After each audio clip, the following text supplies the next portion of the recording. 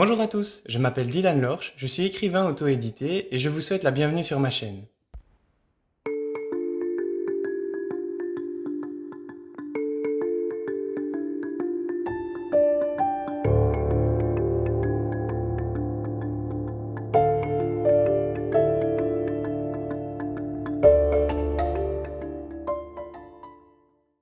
Il y a quelque temps, j'avais publié un post sur Facebook indiquant que j'allais republier une nouvelle que j'avais sortie lorsque j'avais 16 ans.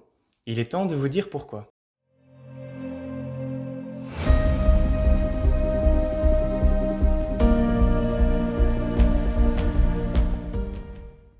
Un jour à l'école, quand j'avais 16 ans, la professeure de français que j'avais nous a demandé d'écrire une histoire fantastique dont nous étions le héros.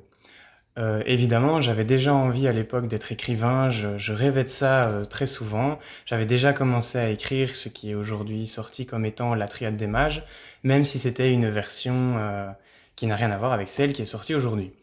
En tout cas, l'exercice m'a bien plu, je me suis lancé dedans à 100%, et par la suite, il a fallu lire cette nouvelle, cette histoire, devant toute la classe. Et quand j'ai eu terminé, plusieurs sont venus me trouver en me disant, voilà, cette histoire est vraiment chouette, pourquoi tu n'essayes pas de la faire éditer? Et la professeure de français qui était là allait aussi dans ce sens. Et donc je me suis dit, bah, pourquoi pas, pourquoi ne pas essayer? C'est vrai que j'avais toujours cru que ce serait la Triade des Mages qui sortirait en premier, mais bon, pourquoi pas? Et donc je me suis lancé dans cette aventure. Sans le savoir, en cherchant une maison d'édition, je venais de plonger dans un monde inconnu, infesté de requins plus dangereux les uns que les autres.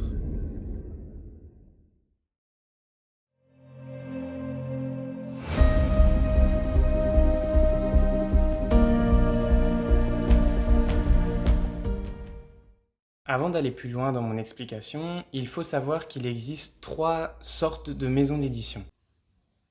Pour faire très court, il existe les maisons d'édition à compte d'éditeur, à compte d'auteur et à compte participatif. Dans la première, l'éditeur prend tous les frais de publication à sa charge. Dans la deuxième, c'est l'auteur qui les prend en charge. Et dans la dernière, c'est un partage entre les deux.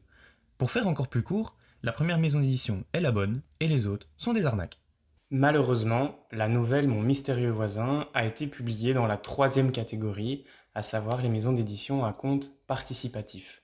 C'est d'ailleurs pour cela qu'il n'y a pas eu de couverture particulière qui a été créée, parce qu'à ce moment-là, la maison d'édition me demandait entre 100 et 400 euros pour la création d'une couverture. Et je ne pouvais ni ne voulais me permettre une telle dépense. Vous allez me dire, Mais tu n'avais pas vu la couverture avant? si, bien sûr, mais tout ça n'a été réel que lorsque je l'ai eu entre les mains et que je me suis rendu compte de ce que j'avais fait. Mais je me suis dit, on va mettre ça de côté et on va essayer de la vendre et tout se passera bien.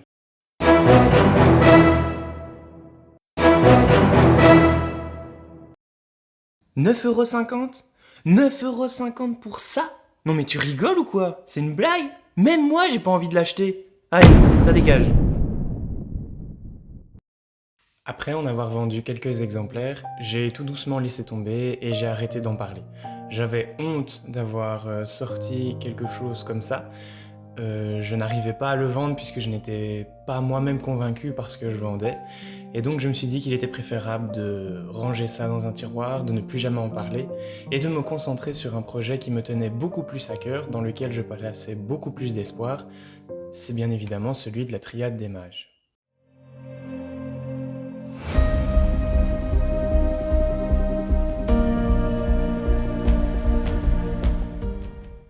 Lorsque je suis parvenu à faire éditer le premier tome de la Triade des Mages, j'ai contacté la maison d'édition qui s'était occupée de la nouvelle et je leur ai demandé de rompre le contrat qui nous unissait. Je ne voulais pas que ça vienne entacher la Triade des Mages et je ne voulais pas que les gens qui se mettent à chercher mon nom sur internet pour trouver mon livre tombent aussi sur cette nouvelle et se disent cet écrivain n'est pas sérieux du tout, la preuve, voici la nouvelle qu'il a sortie, c'est pas intéressant. Et donc, la maison d'édition a accepté tout de suite, puisque le délai de contrat était passé, et j'ai enfin pu clore cette histoire pour de bon.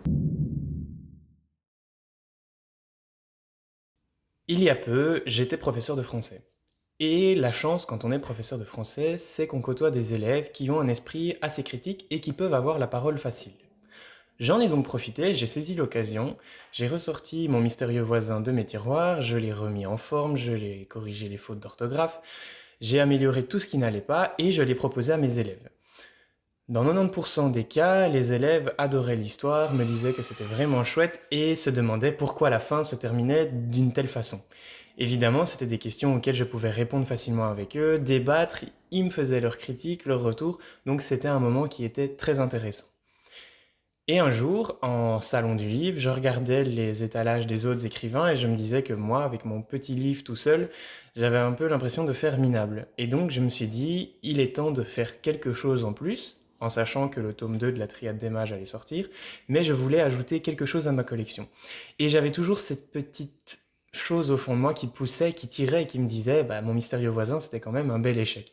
Et je me suis dit, il est hors de question que ça reste comme ça, je vais la ressortir, la retravailler une dernière fois, en tenant compte de toutes les critiques des élèves que j'avais eues, et je vais en faire quelque chose de bien, et l'éditer à mon compte.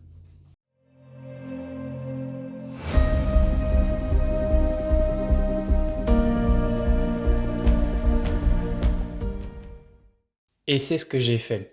Aujourd'hui, à l'approche d'Halloween, je vous annonce officiellement que mon mystérieux voisin est de nouveau publié et dans un format bien plus agréable. Est-ce que j'ai refait la couverture? Bien sûr. D'ailleurs, sans plus attendre,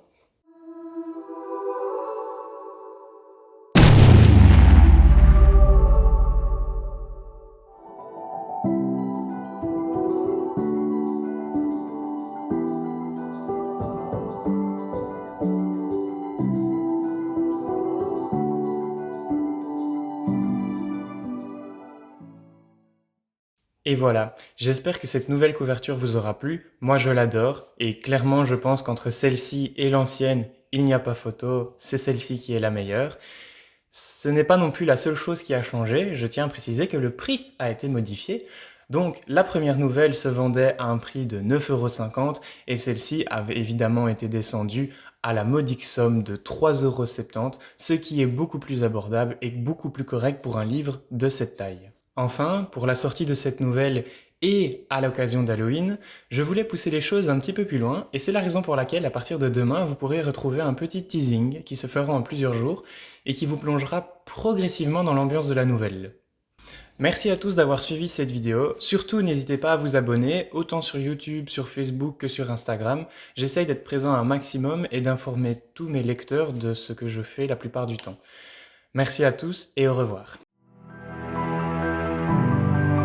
Oh, et une dernière petite chose, je voudrais remercier du fond du cœur mon papa, car il a toujours pris mon rêve de devenir écrivain au sérieux, contrairement à certains, et il m'a toujours poussé à écrire. Lorsque la nouvelle est sortie, c'est lui qui a pris en charge le contrat, puisque je n'étais pas majeur, je ne pouvais pas le signer. Il a tout financé, il a vendu la plupart des nouvelles, donc vraiment du fond du cœur, papa, un grand merci, j'ai vraiment beaucoup de chance de t'avoir.